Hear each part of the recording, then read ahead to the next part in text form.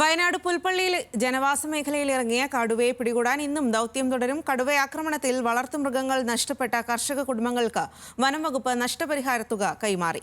കടുവയെ കണ്ടെത്തിയാൽ ഉടൻ മയക്കുവെടി വയ്ക്കുമെന്ന് DFO അജിത് കെ രാമൻ പറഞ്ഞു. നമ്മളെ ഫോറസ്റ്റ് ഉദ്യോഗസ്ഥരും അതുപോലെ തന്നെ ഡോക്ടർമാരും ഇവിടെ ക്യാമ്പ് ചെയ്യുന്നുണ്ട്. നമ്മൾ പ്രധാനമായിട്ടും നമ്മൾ ഏത് സമയത്തും നമ്മൾ പ്രോട്ടോക്കോൾ എന്ന രീതിയിൽ നോക്കുന്നില്ല. രാത്രി സമയത്താണെങ്കിലും കിട്ടുകയാണെങ്കിൽ മയക്കുവെടി വെക്കും എന്ന് തന്നെയാണ് തീരുമാനം.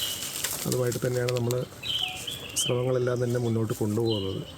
കൂടാതെ ഈ പറയുന്ന കൂടുകളെല്ലാം തന്നെ റീസെറ്റ് ചെയ്തിട്ടുണ്ട്. കൂടുകളെല്ലാം തന്നെ ജീവനുള്ള ഇരയും കൂടി വെക്കാനുള്ള സംവിധാനം ചെയ്തിട്ടുണ്ട്. കൂടുതൽ വിവരങ്ങളുമായി വയനാട്ടിൽ നിന്നും രതീഷ് വാസുദേവനാണ് ചേരുന്നത്. രതീഷ് വാസുദേവൻ, കടുവ ഇറങ്ങിയിട്ട് ഇത്രയും ദിവസങ്ങളായി കടുവയെക്കുറിച്ച് കടുവ ഇപ്പോഴും കാണാമറയത്ത് തന്നെയാണ്. വെടിവെക്കാൻ അല്ലെങ്കിൽ പിടികൂടാനായിട്ട് സാധിക്കുന്നില്ല. ഏത് രീതിയിലാണ് കടുവയെ പിടികൂടാനുള്ള നടപടികൾ അവിടെ നടക്കുന്നത്? തീർച്ചയായും 11ാം ദിനമാണ് കടുവയുടെ ആശങ്കയിൽ പുൽപ്പള്ളി പ്രദേശം കഴിഞ്ഞുകൂടുന്നത്. കഴിഞ്ഞ ദിവസം വീണ്ടും വളർത്തുമൃഗത്തെ പിടിച്ചതോടെയാണ് കൂടുതൽ ആശങ്കയിലേക്ക് കർഷകരും പ്രദേശത്തുള്ള ആളുകളും പോയിട്ടുള്ളത്. ഇപ്പോൾ 4ലധികം കൂടുകൾ ഈ പ്രദേശത്ത് സ്ഥാപിച്ചിട്ടുണ്ട്.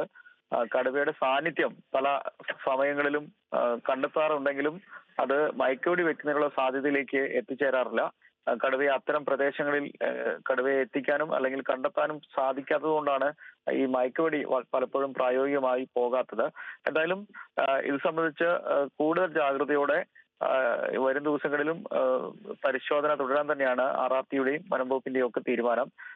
DFO അജിത് കെ രാമന്റെ നേതൃത്വത്തിലുള്ള വലിയ വനപാലകരുടെ സംഘം ഈ പ്രദേശത്ത് ക്യാമ്പ് ചെയ്യുന്നുണ്ട്. രാപ്പകലില്ലാതെയാണ് ഈ തരത്തിലുള്ള ജാഗ്രത തെരച്ചിൽ പ്രവർത്തനങ്ങൾ നടക്കുന്നത്.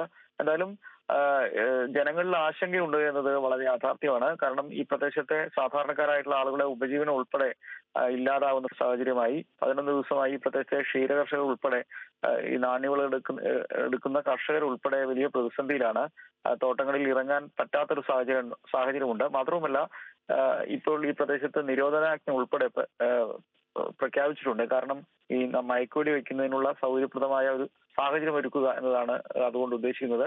ആളുകൾ കൂട്ടം കൂടാതിരിക്കുക, ആ സമയത്തുള്ള യാത്ര ഒഴിവാക്കുക തുടങ്ങിയവ നിയമപരമായി നിയന്ത്രിക്കുന്നതിന് വേണ്ടിയിട്ടാണ് അത്തരത്തിൽ ഒരു നിരോധനാജ്ഞ ഉൾപ്പെടെ ഇപ്പോൾ പ്രഖ്യാപിച്ചിട്ടുള്ളത്. എന്തായാലും ഇന്ന് കടുവയെ കണ്ടെത്താനാവും, മയക്കുവെടി വെക്കാനാവും എന്ന പ്രതീക്ഷയിൽ തന്നെയാണ് വനപാലക സംഘം. ഈ കഴിഞ്ഞ ദിവസം ആടിനെ പിടിച്ച വീടിന്റെ ഭാഗത്ത് തോട്ടത്തിൽ ഇപ്പോൾ പുതിയ കൂട് സ്ഥാപിച്ചിട്ടുണ്ട്. നേരത്തെ ഈ കടുവ ആക്രമിച്ച വളർത്തുമൃഗത്തിന്റെ അവശിഷ്ടങ്ങൾ തന്നെയായിരുന്നു കൂടുകളിൽ സ്ഥാപിച്ചത്. പകരം ഇനി മുതൽ ജീവനുള്ള മൃഗത്തെ ഇരയെ കൂടി കൂടുകളിൽ സ്ഥാപിച്ചുകൊണ്ട് കടുവയെ ആകർഷിച്ചുകൊണ്ട് പിടികൂടാനുള്ള ശ്രമവും സമാന്തരമായി നടക്കും. ഇത് കടുവ കൂട് വെച്ച് പിടികൂടുക എന്നത് മറ്റൊരു മാർഗം മാത്രമായിട്ടാണ് വനംവകുപ്പ് കാണുന്നത്.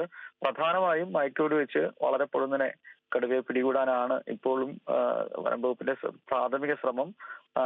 അത്തരത്തിൽ ഒരു വലിയ പ്രതിഷേധമുണ്ടായിരുന്നു. കൂട് വെച്ച് മാത്രം പിടികൂടുന്നു എന്ന ആക്ഷേപമുണ്ടായിരുന്നു.